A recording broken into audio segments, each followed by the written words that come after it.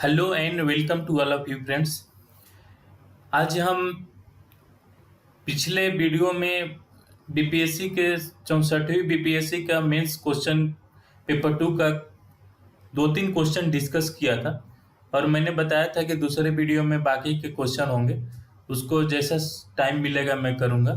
तो चलिए कुछ जो बाकी के क्वेश्चन है उसको आज डिस्कस कर लेते हैं, कैसे आंसर लिखा जाता है इसके बारे में। मैं कुछ आज पीडीएफ भी डालूंगा टेलीग्राम पर, तो आप देख सकते हैं। पहले मैं एक सेक्शन 1 डिस्कस कर चुका हूं, उसका आप यूट्यूब पर सर्च करेंगे, प्लेलिस्ट में जाएंगे तो उसमें डाल दिया गया है।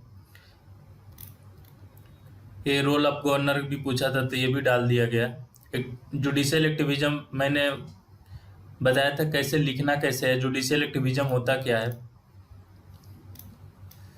और आज फ्रेंड्स दो तीन क्वेश्चन आज डिस्कस करता हूं और जो बाकी समय मिलेगा तो मैं बाकी क्वेश्चन डिस्कस कर लूंगा। ये क्वेश्चन नंबर 4 से स्टार्ट करते हैं। This is the question, too many political parties are the bane of Indian politics, explain this fact in the context of Bihar. ये बोल रहा है कि बहुत सारे पार्टी का फॉर्मेशन हुआ है जो बिहार में या जैसे भी होता है फॉर्मेशन कहीं भी स्टेट या सेंटर में, तो ये एक राजनीतिक, ये भारतीय राजनीति के लिए अभिशाप है। ये बोल रहा है कि बहुत अधिक जो राजनीतिक दल का गठन होता है ये अभिशाप है। इस तथ्य को बिहार के परिप्रेक्ष्य में स्पष्ट कीजिए। तो आपको आंसर कैसे लिखना है कि ये पहले तो एक क्वेश्चन कर रहा है कि जितने पार्टी का ऑर्गेनाइजेशन होता है ये अभिशाप है क्या, इसको आपको ट्रू या फॉल्स करना है। या नहीं करते हैं ट्रू फॉल्स तो उसको आप प्रो एंड कॉन्स में जो लिखते हैं उसके फेवर में और अगेंस्ट में, और बाद में वे फॉरवर्ड भी लिख सकते हैं। और बिहार का ये बीपीएससी के क्वेश्चन है तो बिहार के परिप्रेक्ष्य में आपको लिखना है। बिहार के कंडीशन में जितने पार्टियों का ऑर्गेनाइजेशन, कुछ पार्टियों का नाम लेंगे या और भी स्टेट का एक उदाहरण दे सकते हैं। मेरे पास तो एक उदाहरण स्वरूप मैं तमिलनाडु या और जगह की पार्टियों का डिस्कस करूंगा। तो चलिए इसका आंसर कैसे लिखा जाता है उसको देखते हैं। जैसा कि यह यहाँ प्रोलिफरेशन मतलब बढ़ना, पॉलिटिकल पार्टियों का बढ़ना होता है प्रोलिफरेशन मतलब। तो इसमें आप देखेंगे कि कैसे लिखना है फ्रेंड्स। तो ये अभिशाप है या अच्छा है, इसका बेन मतलब अभिशाप है, बुन मतलब इसका सर्वोत्तम होता है, अच्छा है। तो पॉलिटिकल पार्टी का ऑर्गेनाइजेशन क्यों होता है, पहले तो आप ये देखेंगे आखिर कोई पॉलिटिकल पार्टी का फॉर्मेशन क्यों किया जाता है। पहला कारण यह है कि उसके लोगों की या जनता की या जो भी वहाँ लोगों की डिमांड है वो फुलफिल नहीं किया जा रहा है। जो प्रीवियस पार्टी एग्जिस्ट करती है उनके डिमांड को पूरा नहीं करती है, पहला कारण तो ये होगा। फिर उनका कुछ आइडियोलॉजी होगा, जो पार्टी पहले से थी अब चेंज हुआ, पहले से भारतीय राजनीति बहुत चेंज हुआ, पहले से लोगों की डिमांड भी अलग हुई, तो सोशल कंसेप्ट चेंज हुआ, पॉलिटिकल राइट चेंज हुआ, तो इस तरह से उनके इकोनॉमिक कंडीशन चेंज हुआ। तो आज के डिमांड और आज़ादी के समय के डिमांड की दोनों डिफरेंस है। तो इस तरह से आप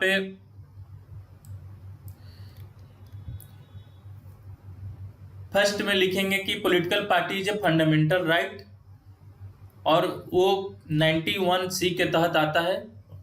कोई भी एसोसिएशन बनाने का अधिकार आर्टिकल 91C देता है, अधिकार देता है कि हम पॉलिटिकल पार्टी का ऑर्गेनाइजेशन या कोई भी संगठन का ऑर्गेनाइजेशन कर सकते हैं।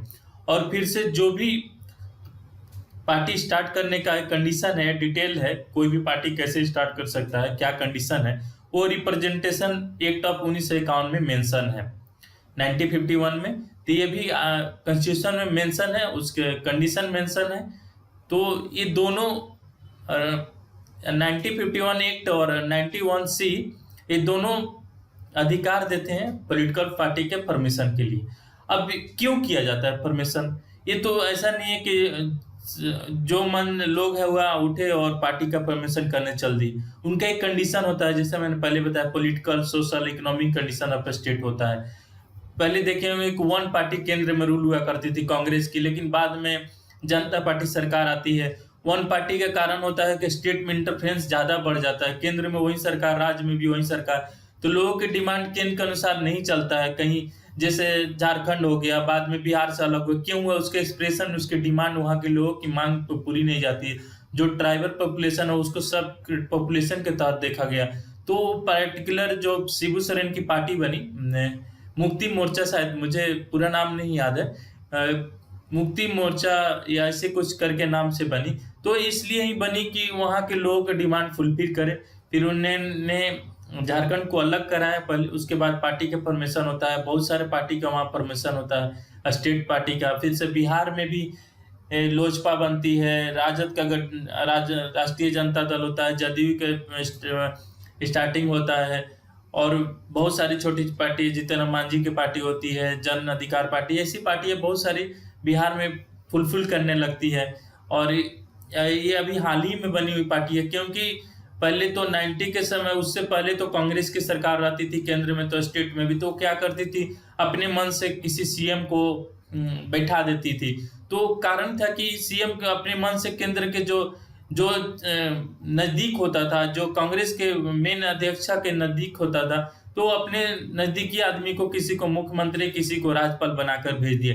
तो इस तरह से लोगों का डिमांड फुलफिल नहीं होता था, एक तरह से इलेक्टेड नहीं होते थे लोगों के द्वारा। कुछ ऐसे होते थे कि बाद में मुख्यमंत्री बन के बाद में उनका विधान परिषद के द्वारा चुनकर भेज दिया जा रहा था, तो ये डायरेक्ट इलेक्शन नहीं हो पाता था। तो इस तरह से एक लोगों में मतलब विश्वास कम हुआ है इस पार्टी को लेकर। तो रीजनल पार्टी का भी धीरे धीरे, जनता पार्टी की सरकार आती है, केंद्र में सरकार चेंज होती है, धीरे धीरे स्टेट का ऑब्लिगेशन भी अलग हो, चौधरी चरण सिंह प्रधानमंत्री बनते हैं, तो स्टेट पार्टी के भी लीडर केंद्र में आने लगते हैं, और कांग्रेस से जो वन पार्टी रूल होती है, मल्टी पार्टी रूल होने लगती है। बाद में राजीव गांधी के बाद कोलिशन सरकार होती है। उसके पहले तमिलनाडु में ये AIDMK का गठन होता है, DMK का गठन होता है, क्योंकि उनका तमिल की मांग अलग रहती है, साउथ का अलग डिमांड रहती है, और स्टेट पार्टी उनके डिमांड को जो फुलफिल करने का काम करती है, वो उनके मैंडेट में होता है, वो उनके जो पॉलिटिकल पार्टी के संविधान में होता है कि मेरी पार्टी का ये स्ट्रक्चर होगा और मैं ये डिमांड रखूंगा। इस तरह से ये पार्टी फुलफिल करती है, और बाद में कोalition अगर नहीं भी बनता है तो बाद में छोटी छोटी पार्टियों का एस्पिरेशन मिलकर एक कोalition बनता है, और इस तरह से सभी के लोगों का डिमांड है एक मल्टी पार्टी के कोलिशन से, या रीजनल पार्टी के जितने ग्रुप होते हैं उस मिलने से एक लोगों की डिमांड फुलफिल होने लगती है। तो इस तरह से देखेंगे कि मतलब रीजनल पार्टी के आने से लोगों की एस्पिरेशन भी फुलफिल होने लगती है, और जो डिबेट होता है तो एक क्वालिटी आने लगती है, लेजिस्लेशन जो बनता है वो लोगों के डिमांड को देख रेख में बनता है। तो इस तरह से उनके जो लोगों की डिमांड होती है रीजनल पार्टी के द्वारा फुलफिल किया जाता है। इस तरह देखेंगे उड़ीसा में नवीन पटनायक की सरकार अभी तक है, बीजू जनता दल जो गठन किया गया था, फिर जदयू का देखेंगे 15 साल से ये लोगों की एस्पिरेशन फुलफिल की, तभी तो इतना साल ये रीजनल पार्टी उभर का आई। बाकी जो केंद्र में कांग्रेस सरकार रहती थी वो अभी सरकार में नहीं रही, फिर जनता पार्टी आती है, तो फिर बाद में कोलिशन बहुत जगह की रीजनल पार्टियों को लेकर आती है। तो उनका क्या होता है, रीजनल पार्टियों को जोड़ने से उन जो रीजनल पार्टियों का आइडियोलॉजी होती है उनको साथ लेकर चलना। जैसे अभी महाराष्ट्र का इशू है, तो ये महा अखाड़ा या कोई गठबंधन है, तो इस तरह से क्या हुआ कि दोनों पार्टी का अपने अपने एक्सप्रेशन हो गए, आइडियोलॉजी हो गए, दोनों का अपने लोग होंगे जो विचारक होंगे, उनके जरूरत होगी, उसके डिमांड फुलफिल करेगी। तो इस तरह से रीजनल पार्टियां मतलब बैन तो नहीं है, डायरेक्टली बैन नहीं कर सकते हैं, लेकिन बैन इस तरह पर हो जाता है कि अगर बहुत सारे क्या होता है कि मतलब बाद में सरकार डिसस्टेबिलिटी होने लगती है।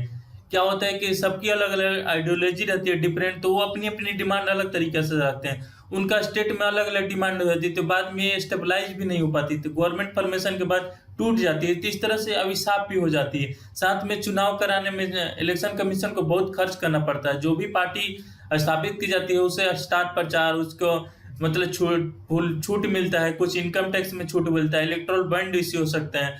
तो इस तरह से बहुत सारे चुनाव में बहुत सारे खर्च होते हैं रीजनल पार्टियों का आ जाने से। बैलेट पेपर जो अलग बनाना पड़ता है, जो EVM मशीन है उसमें अलग सा अलग सा डाटा तैयार करना पड़ता है, उनके सिंबल रिकॉग्नाइज करना पड़ता है।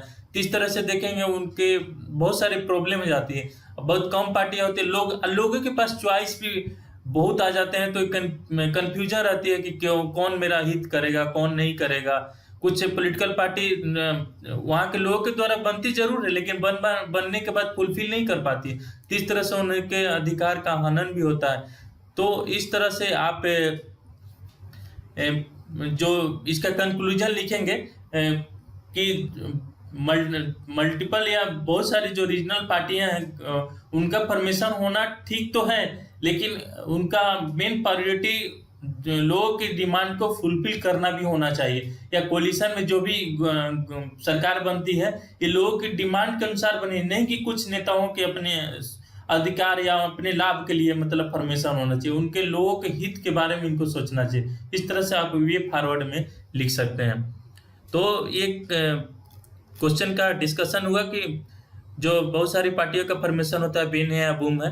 तो ये क्वेश्चन ये आया था 2014 या 19 में भी, ये न्यूज डिबेट में रहा था। आर्टिकल बहुत सारे आर्टिकल आई थी, तो वहां से भी क्वेश्चन उठा लिया गया होगा। अभी न्यूज में भी रहा था ये।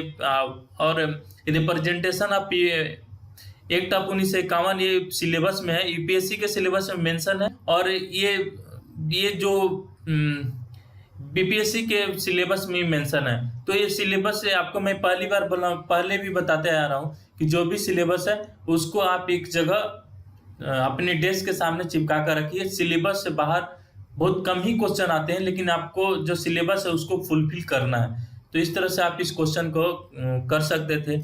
और ये आपके 38 मार्क्स के हैं, तो इस तरह से आप इजीली कर सकते हैं। अब क्वेश्चन फ्रेंड्स दूसरा देखते हैं। ये क्वेश्चन नंबर 5 जो critically examine the need of food security in India, ये 2018-19 के जो सेंटर का केंद्र का जो इकोनॉमी सर्वे आता है, तो उसमें मेंशन था। मैंने भी वहीं से पॉइंट उठाया है। तो इस तरह से मैं एक चीज और बोलना चाहूंगा कि जो भी इकोनॉमी सर्वे सेंटर का आता है, तो उसको आप एक बार एनालाइज कीजिए, आप उसको पढ़िए, और जो भी सिलेबस में उसको वहाँ उस टॉपिक को तो जरूर कवर कीजिए इकोनॉमी सर्वे में, या जो बजट में आते हैं, क्योंकि ये आपके मेंस में यूपीएससी या जितने भी पीसीएस एग्जाम है उसमें आपको काम दे सकते हैं। तो ये अभी मेंशन 2018-19 में आता है। India needs to take big initiative to improve food security as it faces supply constraint. जो सप्लाई हो रहा था एपीएमसी एक्ट आता है, उसके वाटर स्कार्सिटी के जो है नीति आयोग की रिपोर्ट आती है। और जो स्मॉल होल्डिंग, जो लोगों के पास स्मॉल कैपेसिटी होती है लैंड का, तो वो भी दिक्कत है। लो पर कैपिटा जीडीपी का इशू हो, इनएडुकेट इरिगेशन नहीं मिल रहा, उनको सिंचाई का प्रॉब्लम हो रहा है, उनको सिंचाई के साधन उपलब्ध नहीं है। तो इस तरह के इशूज 2018-19 के इकोनॉमिक सर्वे में मेंशन हुआ था।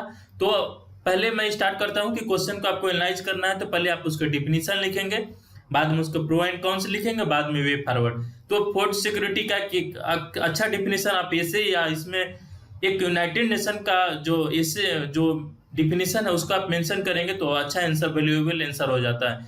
तो इकोनॉमी सर्वे में फूड सिक्योरिटी दिया गया था, क्या क्या स्टेप लिए गए हैं, क्या करना है, कैसे इसमें और सुधार करने की जरूरत है, और क्यों फूड सिक्योरिटी जरूरी है। क्योंकि अभी रिपोर्ट आता है, हंगर रिपोर्ट का 103 इंडिया रैंकिंग होता है, तो इसलिए ये फूड सिक्योरिटी हमारे देश के लिए बहुत जरूरी है। बाद में मैं डिस्कस करूंगा, आगे पॉइंट लिखा गया इसमें। तो यूनाइटेड नेशंस का डिफिनीशन फूड सिक्योरिटी पे है, वो आप वैल्यूएबल डिफिनीशन मेंशन कर सकते हैं। इसमें वर्ल्ड फूड सिक्योरिटी के बारे में डिस्कस करता है। ये बोलता है कि food security means that all people at all times have physical, social and economic access to sufficient, safe and nutritious food that meets their food preferences and dietary needs for an active and healthy life. ये बोल रहा है कि जितने भी लोग हैं, जितने भी एग्जिस्ट करते हैं धरती पर, उनको हमेशा के लिए, जैसे बाढ़ आ गया या सूखा पड़े तो, लेकिन आपको फूड की तो हमेशा जरूरत पड़ेगी। बाढ़ आए या कुछ भी फसल उपजे या नहीं उपजे, लेकिन लोगों के फूड की डिमांड कभी कम ही नहीं होगी, क्योंकि वो तो जिंदगी के लिए एक अहम चीज है। जैसे पानी है उस तरह फूड भी है। खाना नहीं ले सकते हैं तो आपका डेवलपमेंट नहीं हो सकता है, आप कोई काम नहीं कर सकते हैं, आप नहीं पढ़ सकते हैं, आप कोई भी एक्टिविटी नहीं कर सकते हैं। कमजोर पड़ जाएंगे तो हेल्थ की जरूरत पड़ेगी, हेल्थ पड़ेगी तो आपकी न्यूट्रिशन लेना ही पड़ेगा आपको हेल्दी रखने के लिए। तो ये बोलता है कि the people all times have physical, हमेशा उनके प्रेजेंट रहना चाहिए किसी भी माध्यम के तहत। सोशल मतलब सबको सोशल इक्वलिटी प्रोवाइड करें and economic access to sufficient, जो भी है इकोनॉमिक सबको एक्सेस कर पाए उसको। इसलिए फूड सिक्योरिटी एक्ट लेकर आया गया कि 2 रुपये या 5 रुपये चावल की जो डिस्ट्रीब्यूशन होती है, ऑयल सीड का डिस्ट्रीब्यूशन होता है, जो जो इलेक्ट्रिसिटी सब्सिडी दी जाती है, केरोसिन के सब्सिडी, ये फूड सिक्योरिटी का ही माध्यम है। और न्यूट्रियस फूड होना चाहिए, जैसे अंडे होना चाहिए, दाल होना चाहिए, इस तरह के गवर्नमेंट के द्वारा पीडीएस सिस्टम से सप्लाई किया जाता है कि हमारे फूड सिक्योरिटी इसलिए जरूरी है कि अगर आप हेल्दी नहीं रहेंगे तो आप काम कैसे करेंगे। आप ह्यूमन रिसोर्स से देश का बहुत बड़ी इकोनॉमी होती है, यही तो पार्टिसिपेट करते हैं, चाहे वो सॉफ्टवेयर का डेवलपमेंट हो या हार्डवेयर हो या मैन्युफैक्चरिंग हो, जो भी कार्य है इन्हीं के लोगों की तरह। जब हेल्दी नहीं रहेंगे तो आपका हेल्दी थॉट नहीं आएगा, हेल्दी चीज डेवलप नहीं कर पाएंगे, आप खेती नहीं कर सकते हैं, खेती नहीं करेंगे तो फूड का और भी ज्यादा दिक्कत होगा, स्कार्सिटी हो जाएगा। आपके जो और भी अन्न उपजाएंगे नहीं तो जानवर भी आपके मदद नहीं करेंगे, इसलिए दूध भी नहीं मिल पाएगा, हर तरह के मीट भी नहीं मिल पाएगा, अंडे नहीं मिल पाएंगे। तो इस तरह से फूड सिक्योरिटी हमारे लाइफ के लिए जरूरी है। और food security is combination of following 3 elements. Food availability, food का अवेलेबल होना सफिशिएंट क्वांटिटी में बहुत जरूरी है, कंसिस्टेंट बेसिस पर। अभी जो कोरोना आया तो सबको फूड क्यों, जो काम नहीं मिला तो पैसा नहीं है, लेकिन फूड सिक्योरिटी रहेगा तो अभी तो और कोई काम कर सकते हैं। एक गवर्नमेंट, सेंट्रल गवर्नमेंट का प्लान भी राजीव गांधी के समय आया था, फूड पर वर्क। क्यों? क्योंकि उस समय बहुत भुखमरी थी, तो ऐसा किया गया कि पैसा लोग के हाथ में जाए या नहीं जाए, उनको काम लो और उनको खाना खिलाओ, भुखमरी के दूरी होगी, खाना खिलाओ, काम करो। तो इस तरह से आप एक तरह से उनको न्यूट्रियस भी कर सकते हैं और हेल्दी भी रख सकते हैं, उनसे काम भी ले सकते हैं। तो फूड पर वर्क इसी का एक माध्यम है। और stock of production in a given area, capacity to bring food in everyone से ट्रेड और एड, ये जो भी कह रहा है कि फिजिकल एबिलिटी होनी चाहिए। तो ये कह रहा है किसी भी एरिया में फूड कैपेसिटी को, जैसे अभी हर जगह गोदाम चालू किया आप, जो एफसीआई का हो या एनएफसी का हो, तो इस तरह से अपेडा का उसका सब्सिडी देती है, तो इस तरह से नेफेड हो, ये फूड अवेलेबिलिटी कराने में मदद करती है गवर्नमेंट को। फूड एक्सेस मतलब people must be able to regularly acquire adequate quantity of food through purchase, home production, barter system. Barter मतलब जो प्रोडक्ट निकलता है, आप एक तरह से टमाटर लेंगे, दूसरे को आलू देंगे, जो प्रोडक्शन जिसके पास हो तो उसको बार्टर सिस्टम बोलते हैं। गिफ्ट या ब्रोइंग ऑफ फूड, ये बोल रहा है कि जो फूड एक्सेस होना चाहिए रेगुलरली एक्वायर एडिक्वेट क्वांटिटी में होना चाहिए, चाहे वो पैसा से खरीद सकते हो या जो होम घर से प्रोडक्शन कर सकते हैं। अब food utilisation must have positive nutrition effect on people. अब फूड तो एक्सेस कर पाए, अवेलेबल भी है, लेकिन देखे होंगे कि स्टंटिंग का होता है। क्या होता है कि बच्चे उनका माल न्यूट्रिशन का शिकार हो जाता है, उनकी हाइट एज के अनुसार हाइट नहीं बढ़ती है, तो इस तरह से स्टंटिंग का शिकार होते हैं, ओवरवेट होते हैं। तो इसका एक ये भी होना चाहिए कि जो भी फूड मिल रहा है न्यूट्रिशन। अभी एनीमिया का भी केसेज आया, रिपोर्ट आई अभी हाल ही में कि 60% लड़कियां जो डी यूनिवर्सिटी के हैं वो एनीमिया से पीड़ित हैं, उनको आयरन की कमी है, आयरन फोलिक मेडिसिन प्रोवाइड किया जाए, एनर्जी नहीं है उनके पास। तो इस तरह से उनका जो भी रिप्रोडक्शन होगा शादी के बाद, जो तो बच्चे भी स्टंटिंग होंगे, लो वेट के होंगे, तो इस तरह से उनको दूर करने के लिए सैनिटेशन प्रोवाइड करो, हेल्दी वाटर दो, या जो भी हेल्थ के हाइजीन हो उसके लिए जो भी रिक्वायरमेंट है उनको नैपकिन को प्रोवाइड किया जाए, या फूड जो है न्यूट्रिएंट मात्रा में उनको लेना चाहिए, फल फ्रूट से उनको ऐसा लेना चाहिए कि जिससे उनका आयरन की कैपेसिटी बढ़े। तो इस तरह से फूड का यूटिलाइजेशन होता है इस माध्यम से कि न्यूट्रिशन उनको जो सप्लाई किया जाता है उसमें सब न्यूट्रिएंट अवेलेबल है या नहीं, ये भी श्योर करना होता है। Food security is closely related to household resources, disposable income and socio economic status. ये इसका मतलब है कि सबको होना चाहिए, सबके साथ, सबको मतलब जो भी है सबके साथ फूड का अवेलेबिलिटी होना चाहिए, और जो भी इनकम है उसको एक डिस्पोज करने का भी एक माध्यम होना चाहिए कि आप सरप्लस हो रहा था आप दूसरे को दे सकते हैं या गवर्नमेंट को बेच सकते हैं। तो इंटरलिंक होना चाहिए। क्या होता है ना कि कभी कभी फूड प्राइस ज्यादा हो गया तो लोग क्या होता है कि अपने घर में ही रख लेते हैं, या कोई बिजनेसमैन अपने घर में, तो ऐसा भी नहीं करना है। आप एक ग्लोबल इन्वायरमेंट बना सकते हैं, उसको जो एग्रीकल्चर ग्रोथ होता है उसको आप सरप्लस होता है उसको आप बाजार में देंगे तो दूसरे को भी आप काम आ सकते हैं। इस तरह से आपको फूड सिक्योरिटी एक दूसरे से इंटरलिंकेड है। और फूड सिक्योरिटी हमारे नेशन के लिए इम्पोर्टेंट क्यों है? ये तो पहला एक बूस्टिंग दी एग्रीकल्चर सेक्टर। अगर आप एग्रीकल्चर सेक्टर तभी ग्रो करेगा जब लोगों को फूड मिलेगी, तभी तो कार्य करेंगे, तभी तो आगे फूड उपजाएंगे। फिर से heavy control on food price. अगर अब फूड का प्रोडक्शन ज़्यादा होगा तो एक जो प्राइस, फूड का प्रोडक्शन ऐसा हो कि जो प्राइस का जो कभी डिमांड बढ़ जाती है, सप्लाई कम होती है, डिमांड बढ़ जाती है, इस तरह के उसको एक बैलेंस में लेकर चलना है। तो जो भी है फूड का प्राइस है उससे स्टेबल भी देखना है। Economic growth and job creation, ये भी देखना है कि फूड से इकोनॉमी, जो फूड प्रोडक्शन हो रहा है, इकोनॉमिक ग्रोथ में भी कहीं विदेशों में एक्सपोर्ट हो, कहीं स्टेट में दूसरा प्रोडक्ट आता है तो यहाँ से एक्सपोर्ट हो और वहाँ से इंपोर्ट हो, तो इस तरह से इंट्रा ट्रेड भी डेवलप हो और वो पॉवर्टी रिडक्शन में मदद करे। क्योंकि पॉवर्टी रिडक्शन नहीं करेंगे तो हमारा सब पैसे तो सब्सिडी पे ही जाएगी। लोग को चावल गेहूं सस्ते दाम पर बेचेंगे, जबकि ये विदेश में एक्सपोर्ट करते हैं, लेकिन अपने देश में ही भुखमरी है। तो इस तरह से उनको आपको देखना पड़ता है, क्योंकि देश का निर्माण उन लोगों का भी अधिकार है। अगर नहीं करेंगे तो सारा खर्च तो आपको गरीब को ही करना पड़ जाएगा। एपिडेमिक आती है, पेंडेमिक आती है, तो किसी एक को थोड़ी ना आएगी तो कोरोना है तो गरीब अमीर को नहीं आएगी, सबको आएगी। गरीब ज्यादा पीड़ित हो जाएंगे क्योंकि वो एक्सेस नहीं कर पाएंगे। अगर वो एक्सेस नहीं कर पाएंगे, जो भी इनके कंटेक्ट के आएगा तो सब हो जाएंगे। तो इस तरह से ये पॉवर्टी का रिडक्शन करने में मदद हो, इकोनॉमिक ग्रोथ भी करने में मदद हो और जॉब क्रिएशन भी हो। जॉब क्रिएशन होगा तभी और वो पैसा कमाएंगे, बाकी उनका अपना ये सब्सिडी पर कम बोझ पड़ेगा, अपना पैसा से खुद खरीद के फूड खाएंगे। ट्रेड ऑर्गेनाइजेशन मैंने बोला ही, ट्रेड होगा, जैसे ईरान है, इराक में हमारे चावल जाएंगे, मिडिल ईस्ट से तेल आएंगे, तो इस तरह से हमारे एक्सपोर्ट को भी सरप्लस करेंगे। और for increase global security and stability, global security and stability तभी आएगी जब आप फूड सिक्योरिटी नहीं रहेगा तो आपका हंगरी नेशन, तो आपको हर चीज खरीद के खाना पड़ेगा।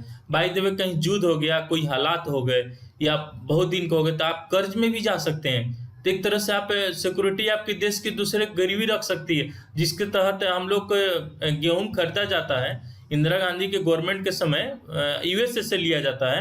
उस तरह से हम लोग को डॉलर के हिसाब से अपना डिवैल्यूएशन करना पड़ता है रुपये का। तो ये चीज आपको सिक्योरिटी प्रदान करेगी। और हेल्थ केयर जो पैसा खर्च होता है उसको दूर करने में भी फूड सिक्योरिटी मदद करती है। तो इस तरह से पॉइंट लिख सकते हैं। और फूड सिक्योरिटी इंडिया में क्यों जरूरी हुआ? जब बंगाल के फेमान 1983 में 43 में आज़ादी से पहले कॉलोनिया जब रूल था, उस समय बहुत लोग मर गए स्टारवेशन से, भूखमरी से, उनको खाना नहीं मिला। लेकिन आज़ादी के बाद क्या हुआ कि हम लोग इंडस्ट्री को ज़्यादा सपोर्ट किए, क्योंकि हम मैन्युफैक्चरिंग सेक्टर से ज़्यादा प्रभावित हुए थे इंग्लैंड के फिनिश्ड गुड्स से। तो हम भी चाहते थे कि हमारे फिनिश्ड गुड्स इंग्लैंड और बाकी शहरों में जाए, इस तरह से हम इंग्लैंड जैसे डेवलपमेंट करें।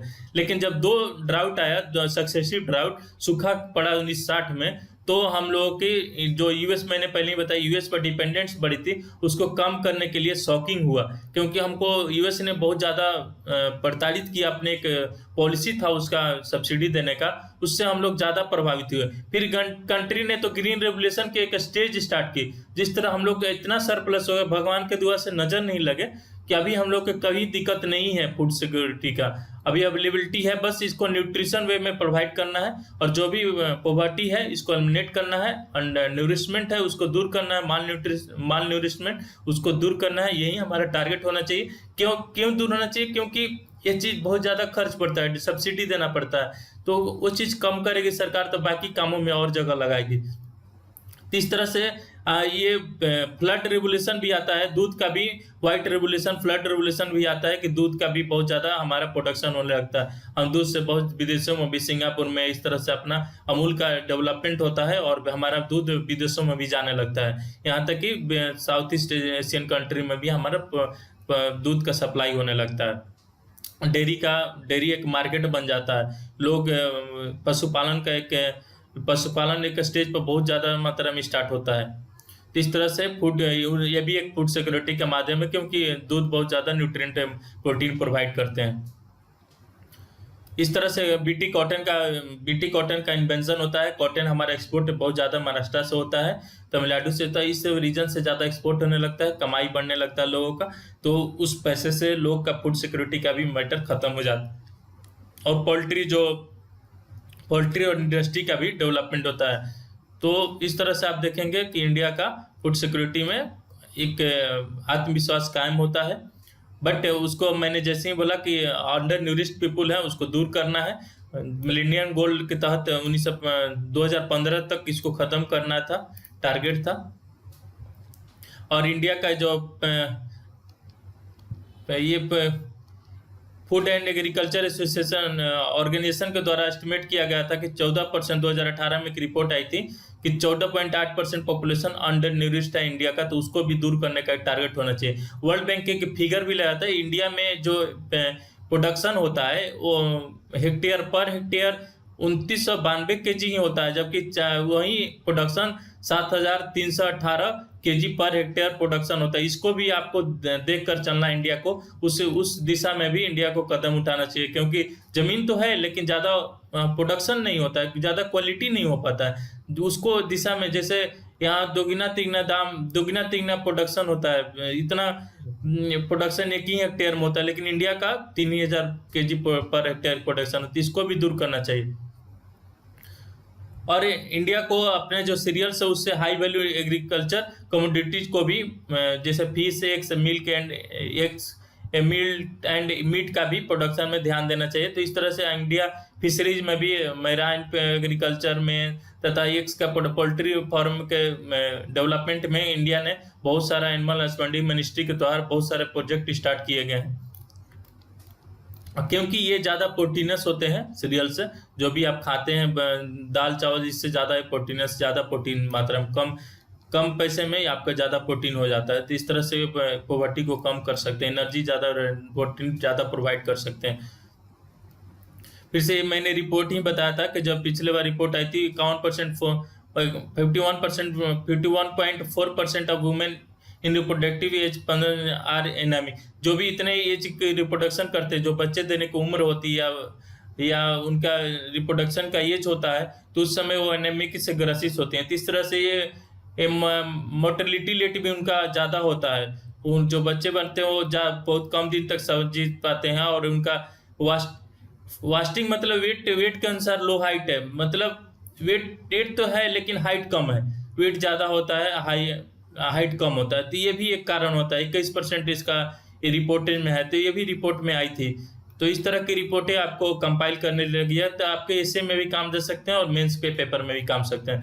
ये रिपोर्ट आई थी, इंडिया का जो ग्लोबल फूड सिक्योरिटी इंडेक्स है, इंडिया का रैंक 76 है 113 कंट्री में। तो ये भी कितना खराब पुअर रिपोर्ट है। तो ये 4 पैरामीटर पर रिपोर्ट देती है। फॉर अवेलेबिलिटी, मतलब आपका अवेलेबल है कि नहीं, अफोर्ड कर सकते हैं लोग कि नहीं जो अवेलेबल फूड है, तो लोग पास पैसा है कि नहीं, क्वालिटी एंड सेफ्टी न्यूट्रियस है कि नहीं, सेफ्टी से है कि नहीं, मतलब हाइजीन है कि नहीं।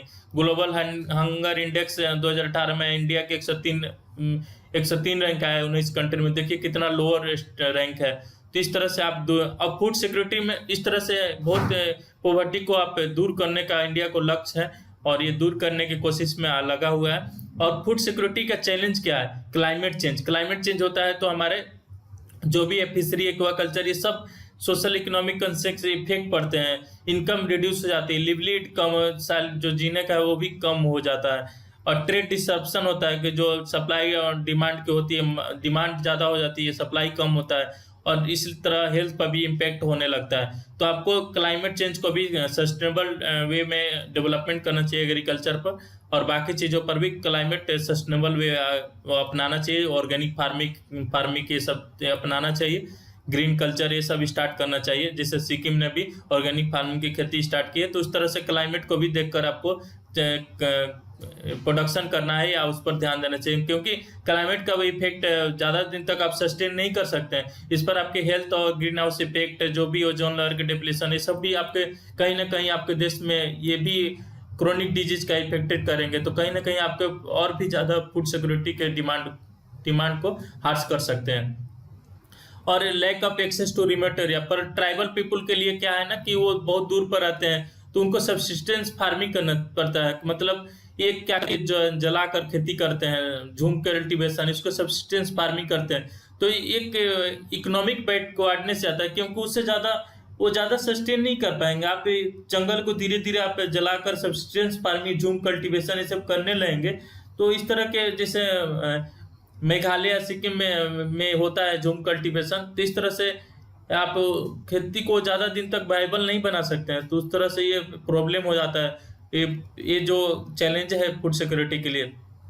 और जो रूरल का अर्बन माइग्रेशन होता है, तो ये भी इनफॉर्मल वर्क जो होता है कि कोई भी प्लान ग्रोथ नहीं हो पाता है। स्लम एरिया होती है, कहीं जो गांव से लोग शहर में जाते हैं कहीं भी बस जाते हैं, तो इस तरह से वो ज़्यादा उनका हेल्थ का और हाइजीन फैसिलिटी बहुत प्रभावित होती है। दिल्ली में जाकर बसते हैं, वैसे जगह जो बहुत ज़्यादा स्लम एरिया होते हैं, तो वो भी फूड सिक्योरिटी मिल नहीं पाता है, क्योंकि उनका नाम वहाँ रजिस्टर नहीं होता है, तो उनका आधार वहाँ लिंकेज नहीं होता है फूड एक्सेस को लेकर। तो इस तरह से सरकार को उन पर अलग फोकस करना चाहिए। तो उसके लिए क्या क्या और भी कारण है? ओवर पॉपुलेशन, देश की पॉपुलेशन बहुत ज़्यादा मात्रा में बढ़ी, पॉवर्टी भी ज़्यादा होगा, एजुकेशन कम एक्सेस कर पाए, क्योंकि लाइक एजुकेशन बहुत कम है इंडिया में, पेनिट्रेशन लोगों के बीच, जेंडर इनक्वलिटी है कि मतलब महिलाओं और जो मैन के बीच डिफरेंस है बहुत ज़्यादा है, इनएडिक्वेट डिस्ट्रीब्यूशन ऑफ फूड, फूड का सही मात्रा में डिस्ट्रीब्यूशन नहीं होता है पब्लिक, क्योंकि बहुत सारे लोग की अवेयरनेस नहीं है। जब ये एजुकेशन ही नहीं रहेगा, गरीब उनको कुछ जानकारी ही नहीं कि मेरा क्या अधिकार है, या अधिकार है तो उनको पता ही नहीं रहता कि कब ये डिस्ट्रीब्यूशन हो रहा है, या उनको सही मात्रा में क्या मिलता है, वो इस पर नॉलेज ज़्यादा नहीं हो पाता, इस तरह से वो ध्यान नहीं दे पाते हैं। और बीपीएल के जो ये है कि सबका कैटेगरी का जो नाम आना चाहिए, उसमें बहुत सारे धांधली होती है। तो ये भी एक कारण होता है कि जो लोगों को जरूरत है उन लोगों का मिल नहीं पाता है, जिसको नहीं जरूरत है उसके पास इस बीपीएल कार्ड होता है। तो ये भी एक मतलब प्रॉब्लम है फूड सिक्योरिटी का। और बायोफ्यूल के आने से ज़्यादा और भी क्या हुआ ना कि जो ग्रोइंग क्रॉप्स है उस पर भी इफेक्ट पड़ा, क्योंकि लोग ज़्यादा बायोफ्यूल जिससे उत्पादन होता है उसी को ज़्यादा प्रोडक्शन करने लगते हैं, खाने वाले चीज़ों को कम प्रोडक्शन करें, क्योंकि इससे ज़्यादा उनको पैसे मिलता है। तो ये भी एक मतलब लैंड यूज कम करना पड़ता, लैंड यूज के रिड्यूस होता है, इस तरह से इफेक्ट पड़ता है। और कंफ्लिक्ट के सिचुएशन में, जैसे अभी इंडिया चाइना का युद्ध हो रहा है, तो एक तरह से एनवी क्या करता है कि फूड सप्लाई हमारे देश में जो नहीं हो रहा है, मलेशिया से जैसे आता था पाम ऑयल, तो भी हमने उस पर सैंक्शन लगा कर रोक लगी। इस तरह से हमारी डिमांड बहुत, यहाँ दाम ज़्यादा हो गया पाम ऑयल का। तो इस तरह से क्या होता है ना कि बहुत ज़्यादा फूड सिक्योरिटी के मैटर पे जब एनवी हमारा सप्लाई रोक देता है तो उसमें बहुत हार्श कंडीशन झेलने पड़ते हैं, और हमारे सैनिक पर भी उतना आप देखे होंगे इंग्लैंड में जब बार होता है तो इंग्लिश के सैनिकों को प्रोवाइड करने के लिए बहुत सारे देशों से डिमांड, सप्लाई की डिमांड बढ़ जाती है, क्योंकि उनके पूर्ति करने के लिए जो सैनिक लड़ रहते हैं। तो इस तरह से ये फूड सिक्योरिटी के मैटर यहाँ भी कंफ्लिक्ट के सिचुएशन भी हो जाता है। और जो भी न्यूट्रिशन प्रोग्राम उसको कोई मॉनिटर करने वाला कोई नहीं है, क्योंकि एक दूसरे से मिनिस्ट्री में उलझा रहती है, कोऑर्डिनेशन नहीं होता है, तो उसको भी दूर करने की जरूरत है। क्योंकि जब हेल्थ मिनिस्ट्री का इश्यू होता है, वुमेन चाइल्ड का जो माल न्यूट्रिशन की समस्या हो, उसको भी ध्यान, कोऑर्डिनेशन नहीं हो पाता है। हाइजीन का जो रोकथाम के जो उपाय है, महिलाओं का अलग होती है, बाकी लोगों को अलग होती है, इस तरह से कोऑर्डिनेशन की जरूरत है सभी मिनिस्ट्री का। फूड जो एनिमल हस्बेंड्री मिनिस्ट्री है, साथ में एग्रीकल्चर मिनिस्ट्री, सबको मिलकर एक कोऑर्डिनेशन होना चाहिए, और न्यूट्रिशन फूड ग्रो करने का एक मैकेनिज्म डेवलप करना चाहिए। और करप्शन क्या होता है ना कि बहुत ज़्यादा करप्शन है। राशन शॉप पर जाइएगा तो खराब प्रोडक्ट को बेचा जाता है, कि जो अनक्वालिटी, जो खाने लायक नहीं हो, पुअर क्वालिटी को हो, इस तरह के जो भी है। और जो भी इरेगुलर शॉप का दुकान खुल गया, तो ये भी एक फूड इनसिक्योरिटी का है। अब गवर्नमेंट के इनिशिएटिव भी लिखेंगे फ्रेंड्स कि हम जब आप अफसर बनने जा रहे हैं तो कैसे आप गवर्नमेंट इनिशिएटिव, तो ये सब तो प्रॉब्लम हो गया कि कैसे प्रॉब्लम है, कहाँ इफेक्ट करते हैं। तो गवर्नमेंट ने इस पर कौन से इस इनिशिएटिव लिया है? नेशनल फूड सिक्योरिटी मिशन आया है, सेंट्रल स्पॉन्सर्ड स्कीम है, मतलब 2007 में आया, क्योंकि स्पॉन्सर्ड है तो स्टेट और शेयर दोनों, केंद्र का दोनों का शेयर रहेगा, ठीक है। और इसके तहत सॉइल फर्टिलिटी का टेस्ट, सॉइल हेल्थ कार्ड जारी होता है, और जो इंडिविजुअल फार्म लेवल है उसके प्रोडक्टिविटी का भी जांच होता है, और फार्म लेवल इकोनॉमी का इन्हांस किया जाता है। जो भी उनका है, उनके पावर को साथ में दूसरे जोड़ा जाता है कि कैसे प्रोडक्शन करना है, और इंक्रीज टारगेट रखा जाता है कि राइस, व्हीट, जो पल्सेस, कोर्स सीरियल्स हैं, कमर्शियल क्रॉप्स हैं, कि जो भी है उनका इंक्रीज कैसे करना है, इस दिशा में एक रोड मैप तैयार किया जाता है। और जो भी अवेलेबिलिटी वेजिटेबल्स है, क्योंकि टप्स का सुने होंगे, टप्स जो स्कीम अभी निकली है टोमेटो, ऑनियन और प्याज के लिए करते, तो इस तरह से ऑनियन और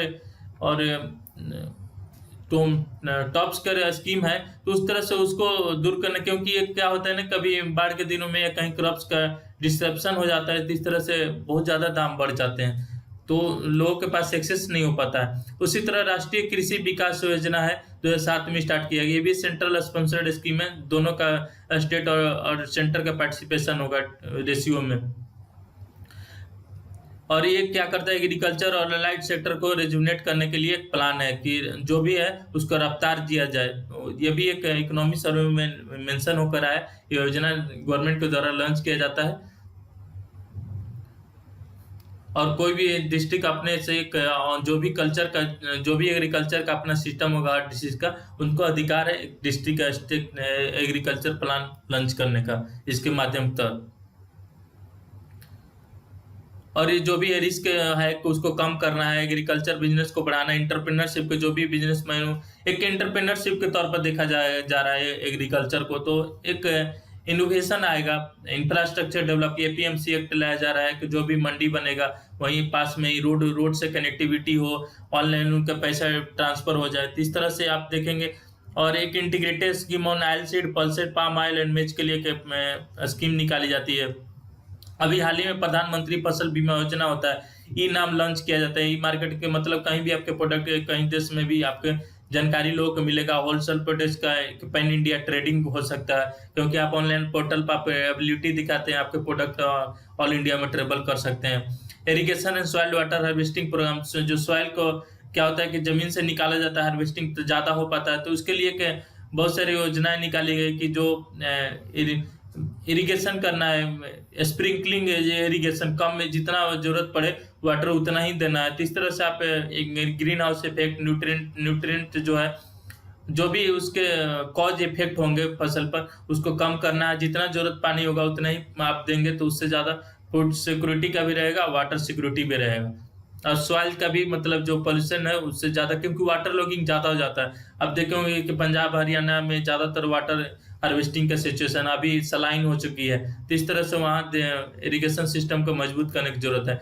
और जो मिड डे मील स्कूल हुआ है, सेंट्रल स्कीम है, उसको गवर्नमेंट के द्वारा फ्री दिया जाता है। इस तरह से ये भी एक माल न्यूट्रिशन दूर करने के प्रोग्राम है। आंगनबाड़ी की तरफ जो प्रेग्नेंट लैक्टेटिंग मदर्स हैं उनको भी फूड सप्लाई किया जाता है, जो भी न्यूट्रिएंट है प्रोवाइड किया जाता है। और जो भी है ग्रेनी पॉवर्टी लाइन के अंदर जो आते हैं उनको सब्सिडाइज्ड ग्रेन प्रोवाइड किया जाता है। अब फोर्टिफिकेशन मतलब फोर्टिफिकेशन मतलब फूड में कुछ न्यूट्रिएंट का वैसा उत्पादन करना कि जिससे उनको न्यूट्रिएंट वैल्यू, उसी फूड मात्रा में न्यूट्रिएंट वैल्यू का भी सप्लाई हो जाए, तो उसको फूड फोर्टिफिकेशन बोलते हैं। कोई फूड में कुछ ऐसा न्यूट्रिएंट का भी एडिशन होना जिससे उनका जो कमी हो फूड का इंटेक का, उसका दूर करे, उसी को फूड फोर्टिफिकेशन बोलते हैं। और नेशनल फूड सिक्योरिटी एक्ट 2013 में आता है, और जो भी पॉपुलेशन कैटर करेगा 75% और 50% नॉर्मल सब्सिडाइज फूड के तहत आएंगे, और उनको सब्सिडी प्रोवाइड किया जाएगा पब्लिक डिस्ट्रीब्यूशन सिस्टम के माध्यम से।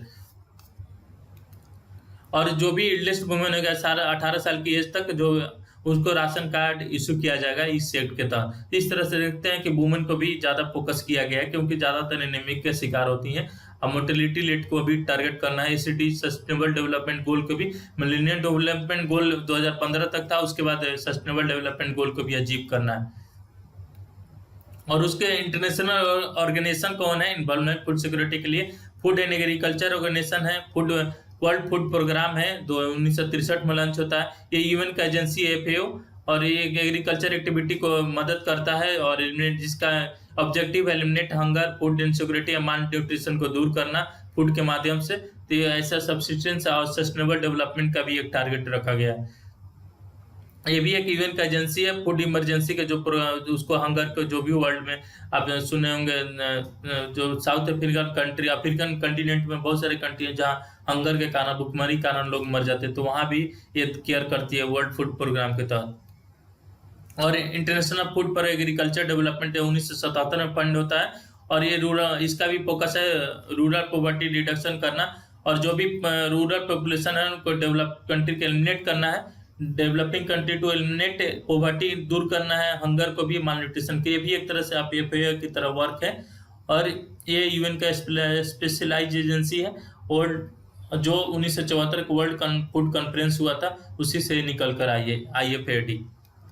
वर्ल्ड बैंक भी इस एक्टिविटी में जो इन्वॉल्व रहती है, जो फूड का फंडिंग करना हो, जो भी प्रोजेक्ट हो, प्रोग्राम हो, तो इसका भी वर्ल्ड बैंक का भी और UNEP का भी जो प्रोग्राम है ये भी एक मदद करती है फूड सिक्योरिटी के माध्यम में। गाइडेंस एंड गवर्नमेंट्स को सिक्योरिटी प्रोवाइड कर इन्वायरमेंट इशू पर ये कहते हैं कौन सा पौधा उपजाना चाहिए जो सस्टेनेबल के लिए है, तो इस तरह से आप देखेंगे। तो इस तरह से आप फ्रेंड्स इस तरह के जो फर्स्ट मिलेनियम गोल जो था 2015 तक हंगर को रिड्यूस करना था, हाफ पॉपुलेशन पर पर्सन, जितना पर पर्सन था पॉपुलेशन हंगर का उसको हाफ करना था। जीरो हंगर चैलेंज 2012 में यूनाइटेड नेशन का है, जो रियो कॉन्फ्रेंस हुआ था सस्टेनेबल डेवलपमेंट पर, तो इस तरह से इसको दूर करने का एक प्लान वहां निकल कर आया था। और ये इसका ये कह रहा है कि इस प्लान का आउटपुट क्या थे, जो मैंडेट किया गया था कि 0 standard children under age up to को जो भी जितने होंगे, जो स्टैंडर्ड चिल्ड्रन होते हैं कि जो इसके हाइट जिसके मतलब क्या है, जिसके उम्र के अनुसार उसके हाइट नहीं बढ़े थे, स्टंटेड में आते हैं, तो इस तरह से उसको भी दूर किया जाए। और 100% एडिक्वेट फुल ऑल फूड जो हो सबके पास मिले 100%। All food systems are sustainable, जो भी फूड सिस्टम जो उपजाऊ हो रहा है सस्टेनेबल, किसी से हार्श नहीं हो, किसी का कोई पॉल्यूशन नहीं हो। 100% प्रोडक्टिविटी एंड इनकम जो भी है उसका स्मॉलर जो भी स्मॉल क्वांटिटी में होल्डर है जमीन को, वो भी प्रोडक्शन अच्छा करे, 100% इंक्रीज हो, इनकम भी इंक्रीज हो, और जो फूड का वास्ट होता है वो भी खत्म किया जाए। ऐसे भी SDG गोल 2 है, इंडिया अचीव, इसका एक थीम होता है achieve food security and improve nutrition and promote sustainable agriculture. तो इस तरह से आप जो एरोपोनिक्स और हाइड्रोपोनिक्स खेती स्टार्ट की जाती है, इसी का एक फूड न्यूट्रिशन को जो इफेक्ट पड़ता है ग्रीन हाउस का या पॉल्यूशन का जो सॉइल पर, तो इसको दूर कर सकते हैं कैसे, एरोपोनिक्स खेती के माध्यम है, एक इनोवेशन है, हाइड्रोपोनिक्स है। इस तरह से सारे पॉइंट आप मेंस के आंसर में लिखेंगे तो एक अच्छा आंसर हो जाएगा।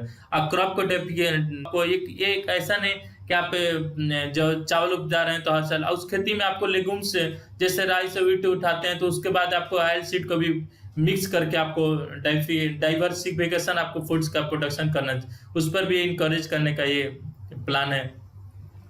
और जो भी है कि जो ऐसा फूड टेक्निक का यूज करना है जो क्रॉप्स का जो बहुत कम वाटर लेते हो, तो इस तरह से आप जो राइस इंटेंसिफिकेशन या जो भी रिसर्च ICAR के द्वारा रिसर्च किया जाता है फूड का फोर्टिफिकेशन का, कि कम मात्रा में वाटर के या सॉइल के एबिलिटी में आप इसका प्रोडक्शन कर सकते हैं, और न्यूट्रिएंट फूड भी होता है। तो इस तरह से आप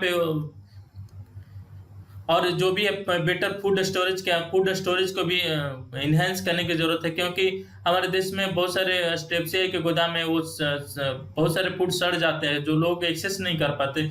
इस तरह से इसको भी ख्याल करना चाहिए, और बायोटेक्नोलॉजी का भी यूज करना चाहिए। जो भी है न्यूट्रिश प्रोग्राम, उस पर भी ध्यान देने के, जो GM क्रॉपिंग है उसको भी जेनेटिक मॉडिफाइड सिलेक्शन से आपको उसके फूड का प्रोडक्शन करने के जो नए रिसर्च हो रहे हैं उसको भी अपनाने की जरूरत है।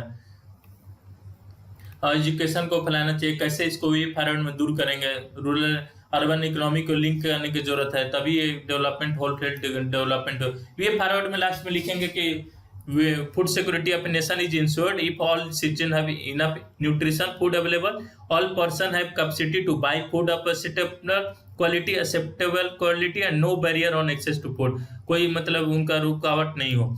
The right to food is a well-established principle of international human rights law, and it has evolved to include an obligation for a state, TPSP में आता है, right to party to respect, protect and fulfill their citizen right to food security. As a state party to Universal Declaration of Human Rights, हम लोग इसके part है। Indian community on economic social ICIS India member है। India has the obligation to right to free from hunger and right to adequate food.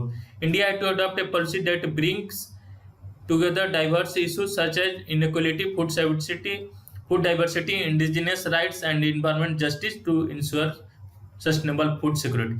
इस तरह से आप holistic way में आप आंसर लिखेंगे तो ये आपको 38 मार्क के क्वेश्चन में आपको 30 मार्क्स जरूर आएंगे अगर इस तरह से आंसर लिखते हैं। ये सारी पॉइंटें आपको एसएस में भी काम आ सकती है और जीएस में भी काम आ सकती है। तो इस तरह से जो भी रिपोर्ट आती है पीटी में पूछ लिया जाता है। हंगर इंडेक्स में अभी शायद 64 या 65 बीपीएससी में पूछ भी चुका है। तो इस तरह से आप होलिस्टिक वे में तैयारी कैसे कर सकते हैं, आंसर कैसे लिख सकते हैं।